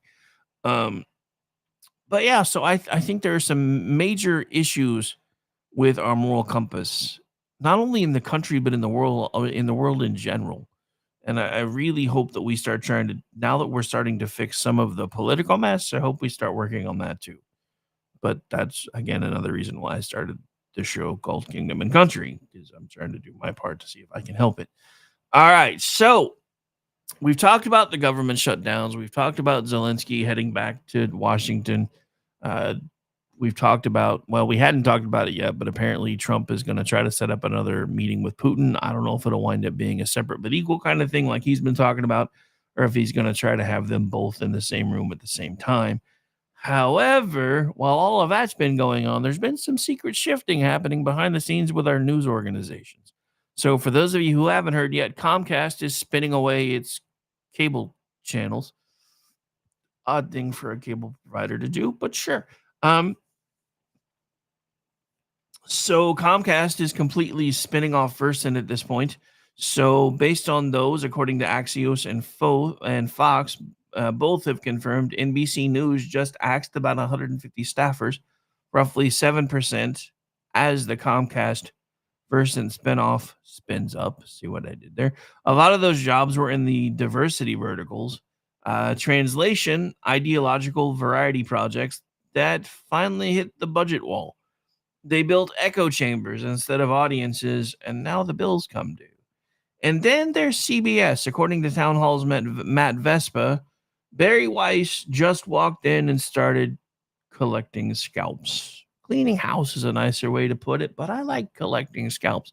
Producers out, accountability on the way in, only time will tell. Even legacy media is figuring out that truth sells better than a narrative. Are they, though? Are they really figuring that out? I don't know if they are or not. Only time will tell. All right, so from classrooms to newsrooms, maybe accountability is catching on. Let's hope it spreads. And we'll find out, I guess, whether it sticks. Right now, it's been an interesting time to be in this business. I will say that. All right, so remember when I had talked about the rise of Christianity again in the country ever since Charlie Kirk's assassination? Apparently, there's some stuff going on behind the scenes. So this is from our friends over at The Blaze, and it's referencing Allie Beth Stuckey. We're going to get into this as we start rounding things out before we change gears. On October 12th, Los Angeles-based YouTube media company Jubilee dropped an episode of its popular series Surrounded, where 20 progressive Christians formed a ring around a single conservative Christian opponent. Over the course of nearly 2 hours, the Surrounders competed for a chance to sit in the hot seat, where each contestant had a short window of time to debate the lone dissenter over a range of controversial issues. To be in the eye of the storm, literally hemmed in by opponents who outnumber you 20-1, is not for the weak of heart. It takes grit, self-control, and an armory of rhetorical skills and extensive expertise to stand a chance of holding your own. But for Blaze's Media's very own Allie Beth Stuckey, host of the compelling podcast Relatable, it was just another day of dismantling progressive, quote-unquote, Christian narratives. In an hour and 40 minutes, the Toxic Empathy author put out a clinic on what it looks like to crush liberal Christian arguments without ever forsaking the kindness Jesus calls us to. With surgical precision, she graciously picked apart argument after argument over marriage, gender, abortion, empathy, and the compatibility of progressivism Christianity. It might seem like I'm plugging this show that she just appeared on, and for the record, I kind of am because I didn't know it existed, so I'll be checking this out over the weekend. Using a wide range of scripture from both the Old and New Testaments, Allie made an ironclad case for conservative Christianity. God, the creator of the universe, gets the final say on everything, and I agree, everything. The Christian, regardless of his or her emotions or natural-born proclivities, is called to submit to God's ways, trusting that he alone is perfect in love. Allie condemned the progressive Christian tendency to read the Bible through the lens of what can I get away with? I've been having this conversation a lot lately with some folks, so this is interesting because this just came up on this wasn't even part of my scripted notes, folks. This just came across my feed. And encouraged readers reading scripture in search of what God calls good, reading the Bible to glorify God. She argued yields conservative convictions. Marriage unites one man and one woman. Gender is fixed. Abortion is moral evil, and love speaks truth. 1 Corinthians chapter 13, verse 6. The episode went viral, has already over 1.5 million views, about to be 1.5 million and one at some point over the weekend.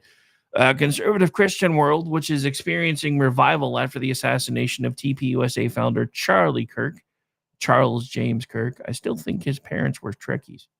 Has been in awe of Allie's performance, specifically her articulate defense of traditional Christian values and the ability to engage respectively with opposing viewpoints while maintaining her convictions. Blaze Media co-founder Glenn Beck said of Allie's surrounded appearance, "She's so happy, she's great." Daily Wire host Matt Walsh echoed Glenn's praise, claiming God has clearly called Allie to do what she's doing, but Allie's Jubilee appearance isn't just a how-to course on debunking Christian progressivism. It embodies the question all conservative Christians must answer, especially given the moment we are living in. Are we going to sit on the sidelines, hoping the lost find their way? Or are we going to enter the fray, armed with biblical truth. I don't know why that sentence got to me, but it did. Conservative media outlets have noted the importance of Ali's Jubilee episode as a fire starter for hesitant Christians who feel unequipped or unsure about engaging in theological debates. Patriot-powered news network praised Ali for doing what most of us wish we had the courage to do. She stood resolute in her faith and made the left's muddled theology look exactly like the moral confusion and confoundation that it is. Ali's masterful skills in gracious apologetics was coached by none other than Charlie Kirk, which I didn't know. So excuse me while I try not to react to all the dust in the room. I just realized I haven't had my screen up this entire time, so I apologize. But some of you were like, it's all right, we can still hear you, and it's better to not have your face. But here I am anyway. Yeah, of course, John Bolton pled not guilty. Anyway. Yeah, of course he pled not guilty. Did anybody expect him to do otherwise? Yeah, so there's been an update on that according to the chat. I hadn't seen it yet, but I'm not really surprised. So we got to talk about this on the way out the door. We are, well, on the way out the door for this segment anyway. So Pritzker is again threatening to prosecute ICE agents, but can he actually do that is the question. And I don't think he can. This is again from Mike Miller over at Red State in this episode of The Misadventures of JB Back Ribs. And that's not what he calls him. I ad-libbed. Illinois Governor J.B. Pritzker is a special brand of arrogance. Granted, he's hardly the sole blowhard in today's Democratic Party, but his simmering hatred of President Donald Trump paired with delusions of a 2028 presidential run, maybe a walk. Doubt there's going to be a run. Seems to inflate his ego beyond its usual limits. A perfect case in point occurred on Thursday when Pritzker trotted over to PMS Now's TDS-riddled The Briefing with Jen Psaki. I know they haven't officially rebranded yet, but I'm going to start calling them by their new name because they're almost out of time. To commiserate with former President Joe Biden's former White House press secretary, Circleback Psaki, about the pretend evils of ICE, Immigration and Customs Enforcement agents, as they continue their now dangerous job of rounding up illegal aliens that were all but welcomed into the country by Biden. Psaki kicked off the festivities thusly. You said on Sunday that you were looking at prosecuting ICE agents who violate the law. What can you tell us about that? What would that look like? Great question. Regardless of the fact that Pritzker undoubtedly knew it was coming, so he could prepare what he considered to be a cogent response, it was not very cogent. We don't know that anybody would be held accountable at the federal level, so we're looking at all the options at the local level with county, states attorneys, with attorneys generals, to, and I quote, and this is emphasized by the writer, go after people, ICE agents, when they're breaking Illinois law, when they're breaking local law. To be clear, federal judge Sarah Ellis issued a temporary restraining order a week ago, so none of this makes any sense. I'm just gonna, I can't do this with JB back anymore. Look, I'm sorry, whether you like it or not, in most cases, federal law trumps city law, federal law trumps state law. And we seem to have forgotten that in a lot of ways, especially when it comes to something like immigration. And that's not our fault. Back in the early days of this country, immigration was a states' rights issue. The Supreme Court took that away. It's now a federal issue, which is why states like Texas and everybody else were getting in trouble when they were trying to enforce the actual laws as written, because that wasn't what the Biden administration wanted them to do. So it created a rather sticky widget. Now the reverse is true. The federal government is actually trying to enforce and uphold the laws as written. States don't really have the jurisdiction to stop them. This entire sanctuary city argument, sanctuary state argument is just flippin' Riri, okay? It just is. And it's time that we come to terms with it, and it's time that we figure that out. But since we are going to be changing feeds, I'm going to be wrapping up here in just a moment. So again, want to give a quick shout out to our friends over at Freedom Chat. Make sure you check them out, freedomchat.com. Make sure you come find our channels when you're over there. Again, if you like security, if you like the ability of knowing that nobody can capture anything that you talk about in the chat rooms without your express permission and you flipping a switch, then that's, especially if you're the creator of the conversation, then you're probably going to want to go check them out. Also want to remind everybody coming up tonight, He Said, She Said with the lovely Aggie Rican, 8:30 p.m. Eastern. And then next week, instead of that, in its stead, you will have KLRN Radio's present The Day the Earth Stood Still, 8:30 p.m. Eastern, Friday, October 24th, 2025.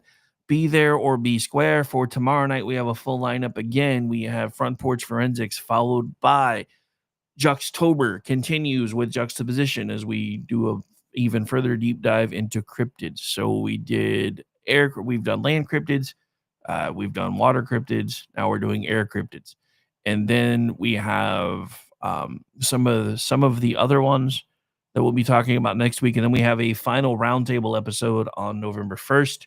I need to get with BZ about that because he was supposed to be coming on, I thought, on the Saturday, the 28th. And I guess, whatever day, no, 25th. Dude, my math just went not mathing. But we're going to have probably everybody on the roundtable for that one and let them pick out their favorite cryptid and kind of do a rehash. So that'll probably be the perfect spot to do that anyway. But anyway, so that is Juxtober. Again, we're doing cryptids Sunday night. Corin is busy doing Hollywood type stuff, so that show is on break for right now. I think there might be a Vincent Charles project again, so make sure you guys check out for that to make sure, and don't forget. It looks like Jeff's coming back this week. Al is still not back yet. Probably won't be back until sometime in November. So once Jeff wraps, whatever time that is, we will launch Kingdom and Country and keep up with the series that we've started there, The Theft of Innocence. And we looked at the New Garden of Eden, which is technologically based. In the first episode of that series, we'll be picking up the second episode shortly. All right, so here, I think Brad may actually already be about waiting in the wings in the other studio, and I've got some work I need to do over there anyway. So for those of you that are paying attention on the feeds, there'll be a quick swap here in about a second or so. So get ready for that. Like I said, I know it's inconvenient for you guys, but it makes my life a little bit easier. My name is Rick Robinson. This is my show, and it is Friday. Want to give a quick shout out to all the troops active, reserve, retired. I love every single one of you. You keep us safe. You stand on the walls so I don't have to. Bye, everybody. Enjoy the rest of your Friday. Come join us over on the Weekend News Roundup channel in just a minute.